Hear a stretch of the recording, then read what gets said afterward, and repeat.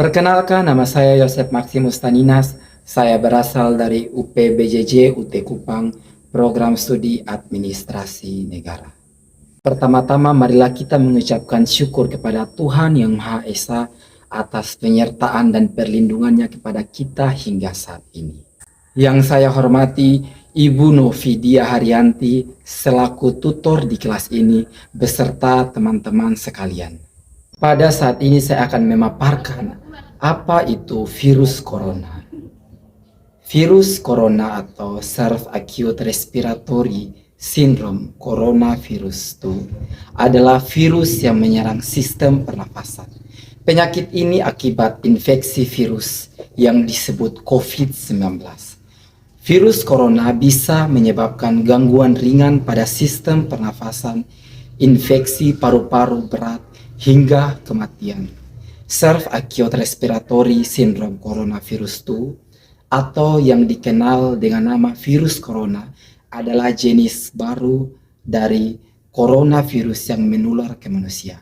Virus ini dapat menyerang siapa saja, mulai dari lansia yang golongan lanjut usia, orang dewasa, anak-anak dan bayi, sampai ibu hamil dan ibu menyusui.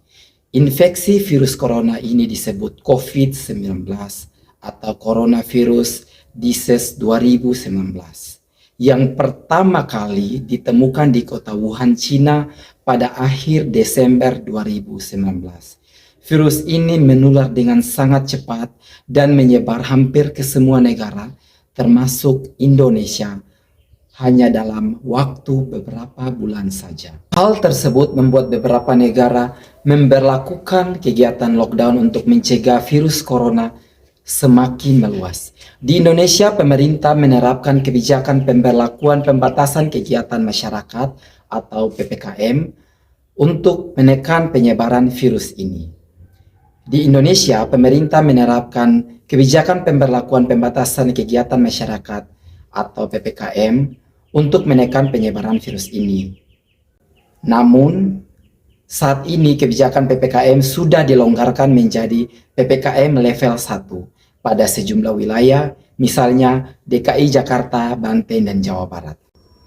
Coronavirus adalah kumpulan virus yang menginfeksi sistem pernafasan.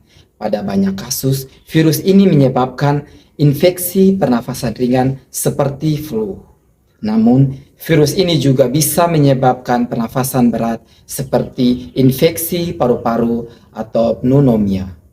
Tingkat kematian akibat COVID-19 atau coronavirus menurut data yang dirilis gugus tugas percepatan penanganan COVID-19, jumlah kasus terkonfirmasi positif hingga 21 Juni 2022 adalah 6.069.255 orang dengan jumlah kematian 156.695 jiwa. Dari angka tersebut, diketahui tingkat kematian akibat COVID-19 adalah sekitar 2,6%. Jumlah ini menurun dari 3,4% pada bulan Januari 2022 lalu. Meskipun jumlah kematian akibat COVID-19 tergolong tinggi, angka kesembuhan dari COVID-19 juga terus bertambah. Data terakhir menyebutkan jumlah penyintas atau orang yang pernah terinfeksi virus corona kemudian sembuh adalah 5.903.461 orang. Gejala virus corona. Gejala awal infeksi virus corona atau COVID-19 bisa menyerupai gejala flu, yaitu demam, pilek, batuk kering, sakit tenggorokan, dan sakit kepala. Setelah itu, gejala dapat hilang dan sembuh atau malah memberat. Penderita COVID-19 dengan gejala berat bisa mengalami demam tinggi, batuk berdahak, bahkan berdarah, sesak nafas, atau nyeri dada. Keluhan tersebut muncul ketika tubuh bereaksi melawan virus corona. Secara umum ada gejala umum yang bisa menandakan seseorang terinfeksi virus corona, yaitu demam, suhu tubuh di atas 38 derajat Celcius, batuk kering, dan sesak nafas. Ada beberapa gejala lain yang bisa muncul pada infeksi virus corona meskipun jarang, yaitu diare, sakit kepala, konjungtivitas, hilangnya kemampuan mengecap rasa, hilangnya kemampuan untuk mencium bau atau anosmia, ruam di kulit. Gejala COVID-19 ini umumnya muncul dalam waktu 2 hari sampai 2 minggu setelah penderita terpapar virus corona. Gejala-gejala COVID-19 ini umumnya muncul dalam hari kedua sampai minggu kedua setelah penderita terpapar virus corona. Sebagai pasien yang terinfeksi virus corona bisa mengalami penurunan oksigen tanpa adanya gejala apapun. Kondisi ini disebut happy hypoxia. Guna memastikan apakah gejala-gejala tersebut merupakan gejala awal virus corona, perlu dilakukan rapid test atau PCR. Untuk menemukan tempat melakukan rapid test atau PCR dapat ditemukan di rumah sakit yang terdekat. Jadi, kapan kita harus pergi ke dokter? Segera lakukan isolasi mandiri jika Anda mengalami gejala infeksi virus corona seperti yang telah dijelaskan di atas. Dan jika 2 minggu terakhir Anda berada di daerah yang memiliki kasus COVID tinggi, Anda perlu untuk mengecek dengan cara melakukan PCR atau rapid test.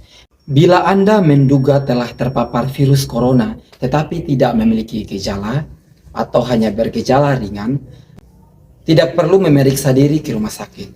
Anda cukup isolasi mandiri di rumah selama 10 hari sejak munculnya gejala, ditambah dengan 3 hari bebas gejala demam atau gangguan pernapasan. Jika muncul gejala baru, lakukan isolasi mandiri dan tanyakan kepada dokter melalui telepon atau aplikasi mengenai tindakan yang perlu dilakukan atau obat apa yang perlu dikonsumsi. Bila Anda memerlukan pemeriksaan langsung oleh dokter, jangan langsung ke rumah sakit karena resiko Anda tertular atau menularkannya virus corona ke orang lain akan meningkat. Berbicara mengenai penyebab virus corona, infeksi virus corona atau COVID-19 disebabkan oleh kelompok virus yang menginfeksi sistem pernafasan. Pada sebagian besar kasus, coronavirus hanya menyebabkan infeksi pernafasan ringan sampai sedang, seperti flu. Namun, virus ini juga menyebabkan infeksi pernafasan berat seperti pneumonia, MERS, dan SARS. Ada dugaan bahwa virus corona awalnya ditularkan dari hewan ke manusia. Namun kemudian diketahui bahwa virus corona juga menular dari manusia ke manusia. Seseorang dapat tertular COVID-19 melalui berbagai cara, yaitu tidak sengaja menghirup percikan ludah yang keluar saat penderita COVID-19 bersin atau batuk. Kedua, memegang mulut atau hidung tanpa mencuci tangan terlebih dahulu setelah menyentuh benda yang terkena percikan ludah dari penderita COVID, misalnya uang, gagang pintu, dan permukaan meja. Ketiga, melakukan kontak jarak dekat dengan penderita COVID-19. Virus corona dapat menginfeksi siapa saja, tetapi efeknya akan lebih berbahaya dan bahkan fatal bila terjadi pada orang lanjut usia, ibu hamil, dan orang yang memiliki penyakit tertentu, perokok, atau orang yang daya tahan tubuhnya lemah, misalnya penderita kanker. Karena mudah menular, virus corona berisiko tinggi menginfeksi para tenaga medis yang merawat pasien COVID-19. Oleh sebab itu, para tenaga medis dan orang-orang yang sering kontak dengan pasien COVID-19 juga menggunakan alat pelindung diri atau APD. Berdasarkan data yang dikeluarkan oleh WHO, terdapat beberapa varian SARS coronavirus 2 penyebab COVID-19. Berikut ini adalah jenis varian tersebut. Yang pertama, varian Alpha, yang pertama kali ditemukan di Inggris pada September 2020. Yang kedua, varian Beta, yang pertama kali ditemukan di Afrika Selatan pada Mei 2020. Yang ketiga, varian Gamma yang pertama kali ditemukan di Brasil pada November 2020. Yang keempat, varian Delta yang pertama kali ditemukan di India pada Oktober 2020. Dan yang kelima, varian Omicron yang pertama kali ditemukan di beberapa negara pada November 2021. Varian Omicron merupakan varian utama virus corona yang saat ini menyebar luas. Varian ini terdiri dari beberapa subvarian, yaitu BA1, BA2, BA3. Varian Omicron BA4 dan BA5 adalah subvarian terbaru yang terdeteksi di Indonesia pada bulan Juni 2022. Subvarian ini memiliki kemungkinan penularan yang lebih cepat dibandingkan subvarian Omicron lainnya. Diagnosis virus corona. Untuk menentukan apakah pasien terinfeksi virus corona, dokter akan menanyakan gejala yang dialami pasien. Dokter juga akan bertanya kepada pasien tinggal di daerah atau baru saja berpergian ke wilayah yang memiliki banyak kasus COVID-19, serta apakah pasien kontak dengan penderita atau orang yang diduga terinfeksi virus corona sebelum gejala muncul. Selanjutnya, guna memastikan diagnosis, dokter akan melakukan beberapa pemeriksaan berikut. Yang pertama adalah rapid test untuk mendeteksi antibodi yang diproduksi oleh tubuh dalam melawan virus corona. Yang kedua, rapid test antigen untuk mendeteksi antigen, yaitu protein yang ada di bagian luar virus. Ketiga, swab test atau tes PCR untuk mendeteksi virus corona di dalam lapisan hidung. Keempat, CT scan atau ronsen dada untuk mendeteksi infiltrat atau cairan di paru-paru. Kelima, tes darah lengkap untuk memeriksa kadar sel darah putih dalam tubuh. Pengobatan virus corona. Pada pasien bergejala ringan atau tanpa gejala, dokter akan menyarankan untuk isolasi mandiri di rumah sambil tetap melakukan langkah-langkah pencegahan penyebaran infeksi virus corona. Beberapa tindakan yang dapat dilakukan oleh dokter adalah: pertama, meresepkan obat peredah demam dan nyeri yang aman dan sesuai dengan kondisi pasien. Kedua, menganjurkan pasien untuk melakukan isolasi mandiri dan istirahat yang cukup. Ketiga, menganjurkan pasien untuk banyak minum air putih untuk menjaga kadar cairan tubuh. Sementara pada pasien bergejala berat, dokter akan memberikan rujukan untuk menjalani karantina di rumah sakit rujukan. Metode perawatan yang biasa diberikan antara lain: pertama, pemberian infus cairan agar tetap terdehidrasi. Kedua, pemasangan ventilator atau alat bantu nafas. Ketiga, pemberian obat seperti anti peradangan dan obat pencegahan penggumpalan darah. Beberapa jenis antivirus yaitu Favipiravir, Molnupiravir, dan Remdesivir telah diteliti untuk melawan virus corona. Namun hingga saat ini hasil penelitian menunjukkan bahwa obat antivirus tidak efektif dalam mengobati COVID-19 serta tidak efektif dalam menurunkan angka kematian. Komplikasi virus corona. Pada kasus yang parah, infeksi virus corona bisa menyebabkan beberapa komplikasi sebagai berikut. Yang pertama, pneumonia atau infeksi paru-paru. Yang kedua, infeksi sekunder pada organ lain. Yang ketiga, gagal ginjal. Yang keempat, acute cardiac injury. Yang kelima, acute respiratory distress syndrome, dan yang terakhir adalah kematian. Di samping itu, ada pula istilah long haul COVID-19. Istilah ini merujuk kepada seseorang yang sudah dinyatakan sembuh melalui hasil tes negatif pemeriksaan PCR, tetapi tetap mengalami keluhan seperti lemas, batuk, nyeri sendi, nyeri dada, sulit berkonsentrasi, jantung berdebar, atau demam yang hilang timbul. Pencegahan virus corona. Saat ini, Indonesia sedang menjalankan program vaksinasi COVID-19 secara bertahap. Hingga Juni 2022, Data menunjukkan 96,6% penduduk telah menerima vaksin dosis pertama dan sekitar 80,91% telah menerima vaksin dosis kedua. Tambahannya sebanyak 23,59% penduduk sudah menerima vaksin booster. Vaksinasi COVID-19 bertujuan untuk membentuk kekebalan tubuh terhadap virus corona. Selain itu, vaksinasi juga bertujuan untuk membentuk kekebalan kelompok atau herd immunity. Dengan begitu, masyarakat yang tidak dapat menjalani vaksin karena memiliki kondisi tertentu seperti reaksi alergi berat terhadap vaksin dapat terlindungi. Untuk mencapai tujuan di atas, vaksin COVID-19 sudah bisa diberikan pada anak usia 6-18 tahun, ibu hamil dan ibu menyusui. Sementara untuk orang yang memiliki riwayat penyakit atau menderita kondisi tertentu, vaksinasi bisa dilakukan tetapi harus ada izin dari dokter. Vaksinasi merupakan cara terbaik untuk mencegah COVID-19.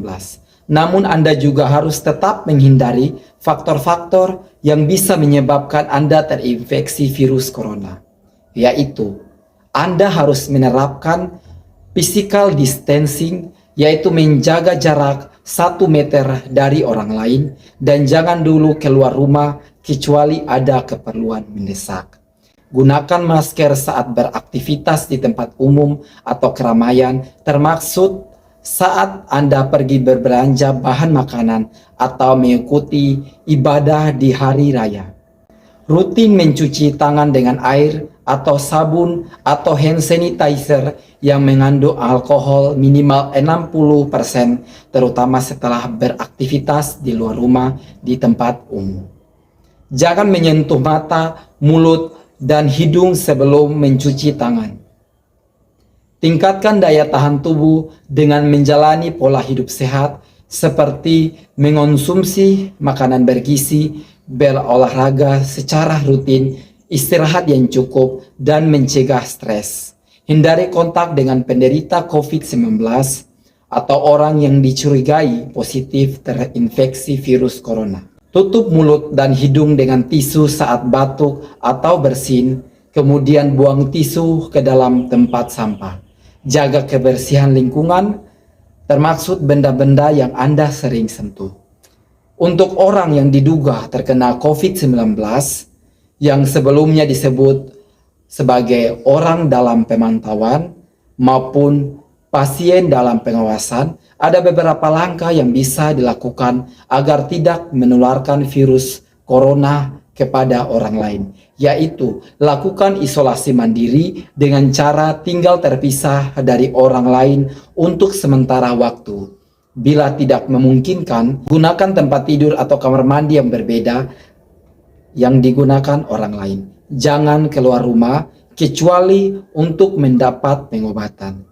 Hubungi pihak rumah sakit untuk menjemput bila gejala yang Anda alami bertambah berat. Larang orang lain untuk mengunjungi atau menjenguk Anda sampai Anda benar-benar sembuh. Sebisa mungkin jangan melakukan pertemuan dengan orang yang sedang sakit. Hindari penggunaan alat makan dan minum, alat mandi, serta perlengkapan tidur dengan orang lain.